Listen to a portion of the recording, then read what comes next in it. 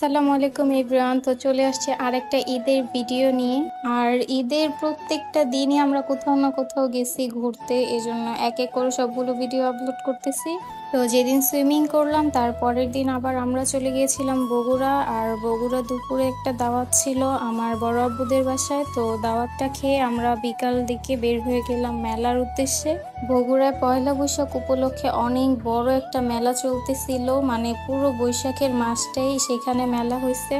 তো যাওয়ার পথে দেখতে পারলাম অনেক সুন্দর সুন্দর কিছু ফুলের দোকান। তো আমরা ফাইনালি চলে আসছি মেলাতে। আর সেই দিন ফ্রাইডে না হওয়ায় মেলায় তেমন একটা ভিড় ছিল না। আর মেলায় যে ওজন মাপার মেশিন দেখি দুইজন মিলে ওজনটা মেপে নিলাম। ফার্স্টে মাপছিল মাহফুজ, তারপর আবার আমি আমার ওজনটা মেপে নিলাম। তো দুইজনের ওজন মাপা শেষেই আমরা সবাই মিলে একটু মেলায় ঘুরতেছিলাম আর দেখতেছিলাম সবকিছু ঘুরে ঘুরে। আর সেই দিন হচ্ছে গিয়ে মেলায় কনসার্ট হচ্ছিল, তো আমরা যেই কনসার্টটা দেখিয়ে নিলাম। আর সাইডে একটা নৌকার রাইড ছিল, সেখানে সবাই উঠতেছিল, কিন্তু আমরা আর উঠি নাই কারণ অনেক বেশি ভিড় ছিল সেইখানে। আর এই পাশে মাটির কিছু জিনিস ছিল যা দেখতে অনেক সুন্দর লাগতেছিল। আর এইদিকে ছিল নৌকা। চমকিবে ফাগুনের পবনে, বসিবে আকাশবাণী শ্রবণে। চমকিবে ফাগুনের পবনে, চিত্ত আকুল হবে অনুক্ষণ অকারণ। দূর হতে আমি তারে সাধিব, গোপনে বিরহ ডোরে বাঁধিব। দূর হতে আমি তারে সাধিব।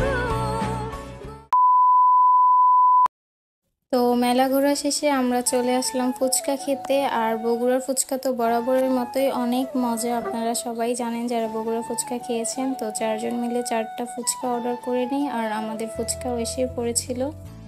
ফুচকাটা অনেক মজা ছিল, কিন্তু টকটা মিষ্টি ছিল, এই জন্য তেমন একটা বেশি ভালো লাগে নাই। আমার কাছে ভালো লাগে নাই কারণ আমি একটু টকটা খাই, মিষ্টির টকটা আমার ভালো লাগে না। তাও সবার চয়েস তো আর এক না। তো খাওয়া শেষে আমরা চলে গেছিলাম বাড়ির দিকে। আর আমার দাদি বাড়ির ওখানে একটা মহিলা পুরি আলুর চপ বিক্রি করে। ওনার পুরি আর আলুর চপ এত বেশি মজা যে আমরা যে কয়বারই বগুড়া যাই না কেন ওটা আমরা খাই, কারণ আমাদের কাছে অনেক বেশি ভালো লাগে। কোনোবারই বগুড়া যায় এমন হয় না যে মিস হয়েছে এটা খাওয়া। তো আমরা সবাই নিয়ে নিলাম, পেটটা ভরে অনেকগুলো নিছিলাম।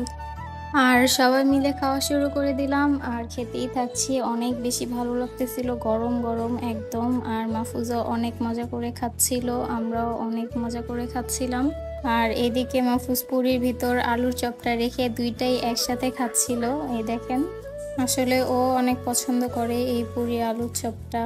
তো সবাই মন ভরে পেট ভরে খেয়ে নিলাম। তো আজকের ব্লগ এই পর্যন্তই। কেমন লেগেছে অবশ্যই কমেন্টে জানাবেন, আর ভালো লাগলে লাইক কমেন্ট শেয়ার সাবস্ক্রাইব অবশ্যই করবেন।